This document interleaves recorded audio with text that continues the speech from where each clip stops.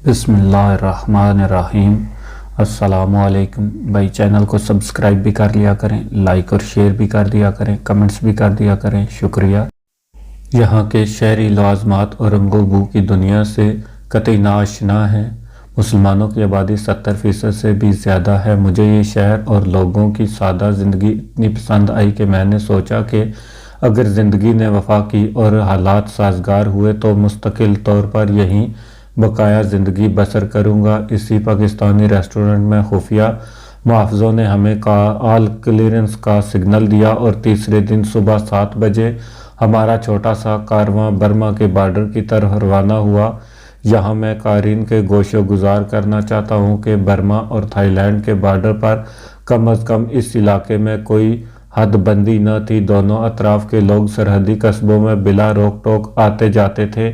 Burma کی فوج، جسے عوام لٹیروں کا منظم گروہ کہتے تھے، اپنے ملک کے اندر بڑے قصبات اور شہروں میں عوام اور کاروباری طبقے سے بطہ لیتے تھے اور یہی ان کی تنخواہ تھی۔ ساری دنیا سے سفارتی تعلقات منقطع کر کے برما دنیا بھر کے باقی ممالک سے تقریباً کٹ چکا تھا۔ امپورٹ اور ایکسپورٹ نہ ہونے کے برابر تھی۔ انسانی حقوق نام کی کوئی شے نہ تھی۔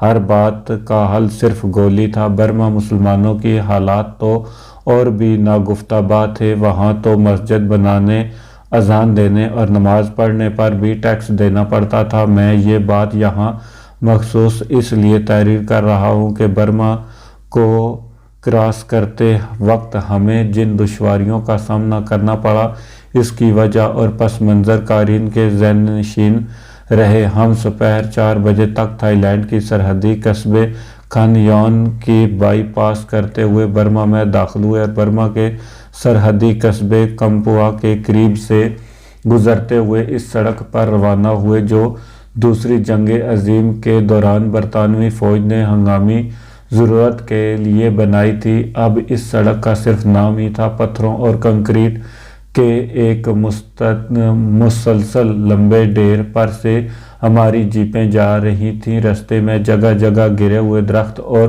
جھاڑیوں کو کاٹتے کھائیوں سے بچتے ہماری 4 وہیل جیپ بامشکل 8-10 میل فی گھنٹے کی رفتار سے آگے بڑھ رہی تھی۔ گائیڈ کے مطابق ہمارا پہلا پڑاؤ ٹوننگ میں ہونا تھا، لیکن سڑک کی ناگفتہ حالت اور سورج غروب ہونے تک ہم بامشکل 40 میل کا سفر طے کر سکے۔ جیپوں کے انجن بے حد گرم ہو چکے تھے۔ اندھیرا چھانے کے باعث جنگلی درندوں کا بھی خطرہ تھا۔ بالآخر یہی فیصلہ ہوا کہ جہاں بھی ذرا سی کھلی جگہ مل جائے وہیں رات بھر کے لیے کیمپ لگا دیا جائے۔ جلد ہی ایک مناسب جگہ پر ہم نے گاڑیاں روک دی۔ 6 آدمی فوری ہی ٹہنیاں اکٹھی کرنے چلے گئے۔ جنگلی جانوروں اور سانپوں وغیرہ سے بچنے کا واحد طریقہ یہ تھا کہ چاروں طرف آگ کا دائرہ بنا کر رات بھر آگ جلتی رکھی جائے۔ جب خاصی مقدار میں ٹہنیاں اکٹھی ہو گئیں تو ہم نے درمیان میں جگہ صاف کر کے چھوٹا ٹینٹ لگایا۔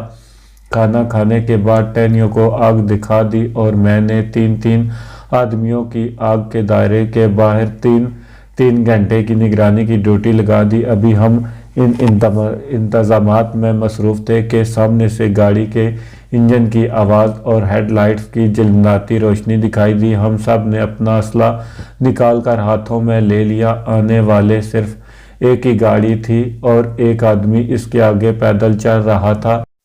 جب وہ ذرا اور قریب آئے تو میرے ساتھیوں نے پیدل اور گاڑی میں بیٹھے تینوں لوگوں کو اپنی شست میں لے لیا۔ ابھی وہ گولیوں کی باڑ مارنے ہی والے تھے کہ میں نے پیدل آنے والے کو پہچان لیا۔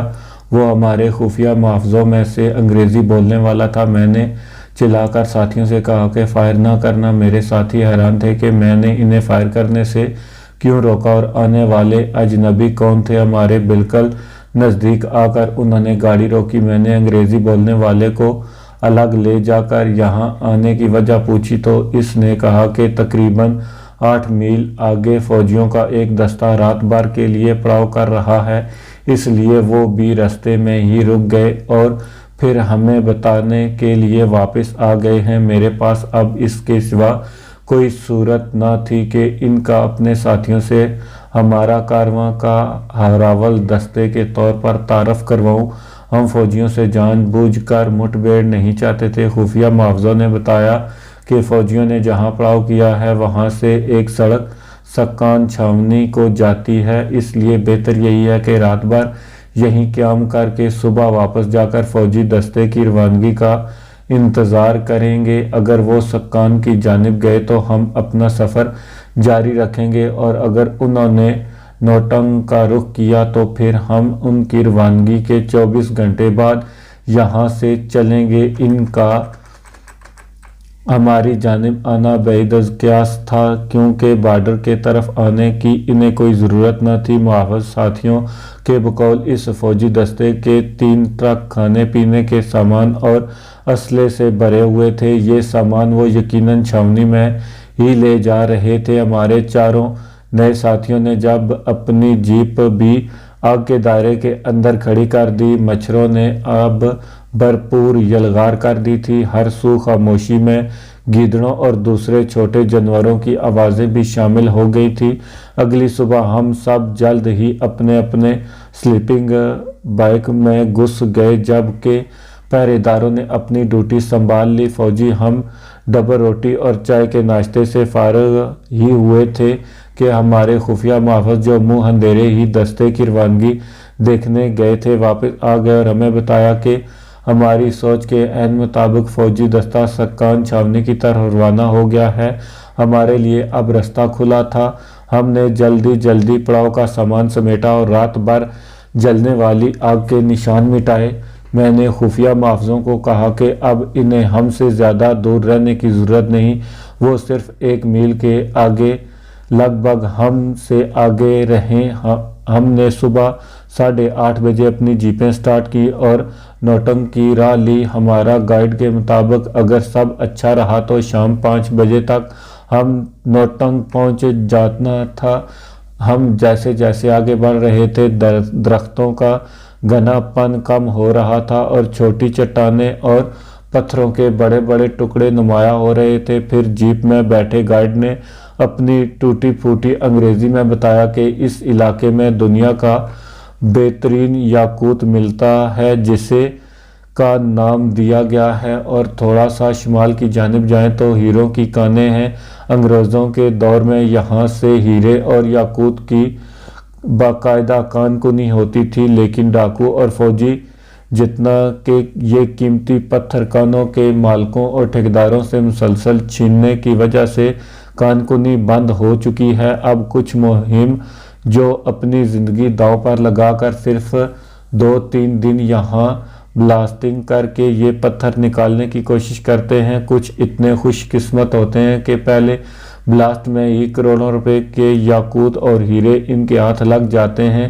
کچھ بڑی امیدوں کے ساتھ خالی ہاتھ آتے ہیں اور خالی ہاتھ ہی جاتے ہیں، اور بعض ایسے بدقسمت ہوتے ہیں جو بہت کچھ پا لینے کے بعد ڈاکوؤں کے ہاتھوں نہ صرف مالی طور پر لٹ جاتے ہیں بلکہ اپنی زندگی سے بھی ہاتھ دھو بیٹھتے ہیں۔ گائیڈ نے مزید بتایا کہ اس علاقے میں جاپانی اور برطانوی فوج میں دوسری جنگ عظیم کے بعد شدید لڑائی ہوئی تھی۔ ہر قسم کے گولہ باری کے استعمال کے ساتھ ساتھ دونوں افواج میں دست بستہ باؤٹ فائٹنگ کے لیے سینکڑوں واقعات ہوئے تھے۔ انگریز فوجی تو جاپانیوں کو دیکھتے ہی بھاگ جاتے تھے، لیکن پنجابی مسلمان اور سکھ آخری گولی ختم ہونے کے بعد بھی جاپانیوں سے دست بستہ لڑتے تھے۔ اس بہادری کے صلے میں مسلمان اور سکھ فوجیوں کو اس جنگ میں سب سے زیادہ تعداد میں وکٹوریہ اور جارج کراس جیسے بہادری کے اعلیٰ ترین تمغے ملے۔ اگرچہ برما پر جاپانیوں کا قبضہ ہو گیا تھا، لیکن پسپائی کے باوجود یہ فوجی بہادری اور جرأت کی انمول داستانیں رقم کر گئے۔ سڑک کے نہ ہونے کے باعث رات 9 بجے کے بعد نوٹنگ پہنچے۔ یہ قصبہ نما گاؤں بالکل خاموش اور سائیں سائیں کر رہا تھا۔ یہاں بجلی بھی نہ تھی، حالانکہ جہاں تک مجھے یاد پڑتا ہے برِ صغیر میں انگریزی حکومت کے آخری دور میں تیل کی پہلی کمپنی کا نام برما آئل کمپنی تھا۔ ہم نے گاؤں کے شروع میں ہی اپنا کیمپ لگایا اور 4 ساتھیوں کو گاؤں سے کھانا اور پانی لانے کو بھیج دیا۔ گائیڈ کے مطابق آئندہ سفر میں کئی بار ایسے موقع پیش آنے تھے جن میں کئی روز تک ہمیں اپنے ہمراہ لائے ہوئے ٹن فوڈ اور پانی پر گزارا کرنا تھا، اس لیے اتل وسع ہمیں مقامی خوراک حاصل کرنی چاہیے تھی۔ ہمارے ساتھی 1.5 گھنٹے کے بعد گاؤں سے ایک جھونپڑ نما ہوٹل سے انڈوں کا سالن، ابلے چاول اور پانی لے آئے۔ یہ رات بھی ہم نے پہرے داروں کی نگرانی میں گزاری اور اگلی صبح 7 بجے ہی ہم اپنے سفر پر روانہ ہو گئے۔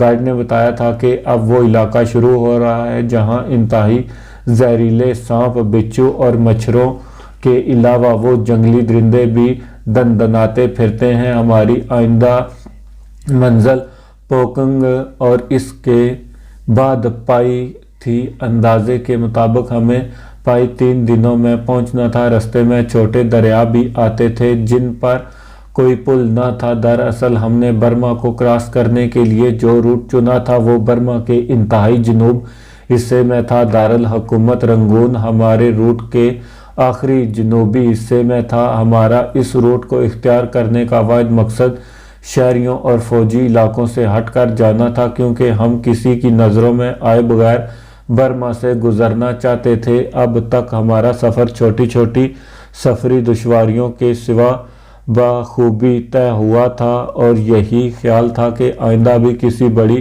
رکاوٹ کے بغیر ہم برما کراس کر جائیں گے۔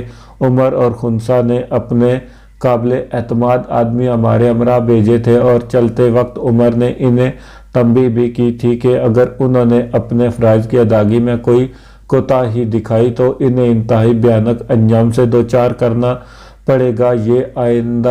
یہ گارڈ مزدور اور محافظ بظاہر میرے حکم کی تکمیل کر رہے تھے، لیکن مجھے احساس ہو رہا تھا کہ ہم جتنا برما کے اندر بڑھ رہے ہیں ان کی آپس میں خسر پھسر بھی بڑھ رہی ہے، خصوصاً جب سے خنسا کے بھیجے ہوئے 4 محافظوں کو، جنہیں ہمارے ہراول کے طور پر ہم سے چند میل آگے رہنا تھا، میں نے رات کو پڑاؤ میں اپنے ساتھ شامل کر لیا تھا اور دوسروں کو ان کے متعلق بتایا بھی دیا تھا۔ اس وقت سے میرے باقی ہمراہیوں میں کچھ بے چینی سی پھیلی ہوئی تھی۔ پہلے تو میں نے اسے مخصوص اپنا وہم سمجھا، لیکن جب ایک گائیڈ نے مجھ سے پوچھا کہ ان 4 کے متعلق میں نے انہیں پہلے کیوں نہیں بتایا تو میں چونک گیا، کیونکہ مجھے سے اس طرح کے سوال کرنے کی انہیں اجازت نہ تھی۔